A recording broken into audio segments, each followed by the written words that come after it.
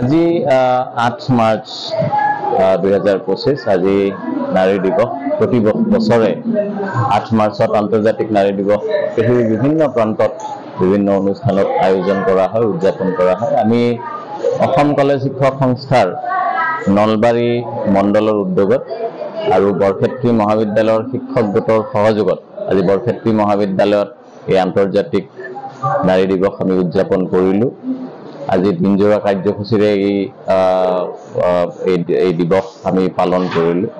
আচলতে আন্তৰ্জাতিক নাৰী দিৱস উদযাপন কৰাৰ যিটো মূল তাৎপৰ্য সেইটো হৈছে যে আমাৰ সমাজত প্ৰচলিত যি লিংগ বৈষম্য আৰু এই লিংগ বৈষম্যৰ দূৰীকৰণৰ যি প্ৰয়োজনীয়তা, লগতে লিংগ সমতা স্থাপনৰ যিটো প্ৰয়োজনীয়তা, সেই সম্পৰ্কে সমাজত এক সজাগতা সৃষ্টিৰ প্ৰয়োজন আছে। আমি জানো কিছু ক্ষেত্ৰত নাৰীসকল আগবাঢ়ি গৈছে, কিন্তু এতিয়াও আৰু বহুদূৰ বাট যাব আছে। লিংগ সমতা স্থাপনৰ ক্ষেত্ৰত আৰু বহুদূৰ আমি আগবাঢ়ি যাব লাগিব।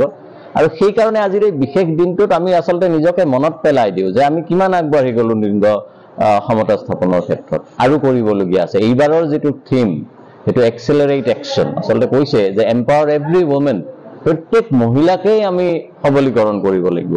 চহৰ অঞ্চলৰ কিছু মহিলাক সবলীকৰণ হ'লে নহ'ব, গাঁও অঞ্চলত একেবাৰে ভিতৰুৱা অঞ্চলৰ মহিলাসকলকো আমি সবলীকৰণ কৰাৰ ক্ষেত্ৰত আগবাঢ়ি যাব লাগিব। গতিকে এম্পাৱাৰ এভৰি ওমেন কেনেকে? Through equality, progress and inclusion, সকলোকে সামৰি ল'ব লাগিব।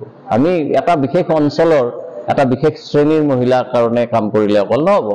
গতিকে আমি সকলোৱে যাতে আগবাঢ়ি যাব পাৰে, সকলো মহিলাই সকলো ধৰণৰ বৈষম্য দূৰ কৰি পেলাই যাতে আমি লিংগ সমতা স্থাপন কৰিব পাৰোঁ, তেনেকুৱা এটা লক্ষ্যৰ প্ৰতি আমাৰ যি প্ৰতিজ্ঞা, সেই প্ৰতিজ্ঞাটো আমি সদায় প্ৰত্যেক বছৰে এই দিনটোত আমি নিজকে মনত পেলাই দিওঁ। অসম কলেজ শিক্ষক সংস্থাই ACTয়ে এই ক্ষেত্ৰত সদায় আগভাগ লৈ আহিছে। আমি অসম কলেজ শিক্ষক সংস্থাৰ কেন্দ্ৰীয়ভাৱে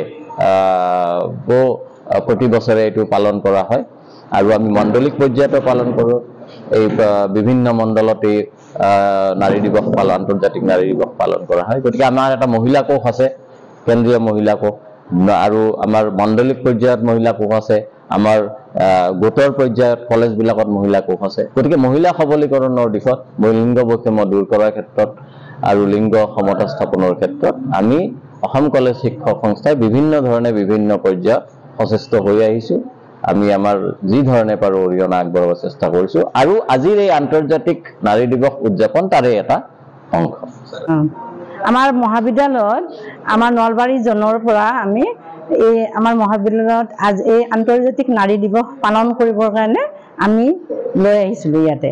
গতিকে আমাৰ যিহেতু নাৰী মানে মহিলাৰ সংখ্যা বেছি, গতিকে আমাৰ ইয়াত মহিলাৰ কাৰণে আমাৰ এই সভাখন পতা হৈছে।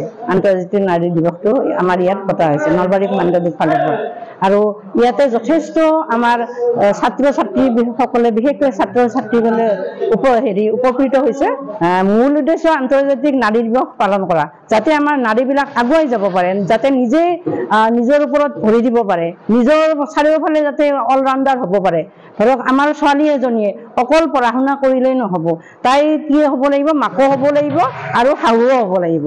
গতিকে মাক হোৱাৰ লগে লগে নিজৰ ল'ৰা ছোৱালীক কেনেকৈ যতন ল'ব লাগিব, যত্ন কৰিব লাগিব, সেইখিনি কৰিব লাগিব। আৰু এখন ঘৰক ওলাই যোৱাৰ পিছত সেই ঘৰখনক কেনেকৈ চম্ভালিব পাৰিব, সেইখিনি আমি বিশেষকৈ আমি নাৰীখিনিক, আমি ষ্টুডেণ্টখিনিক আমি বুজোৱা হয় এই নাৰী দিৱস।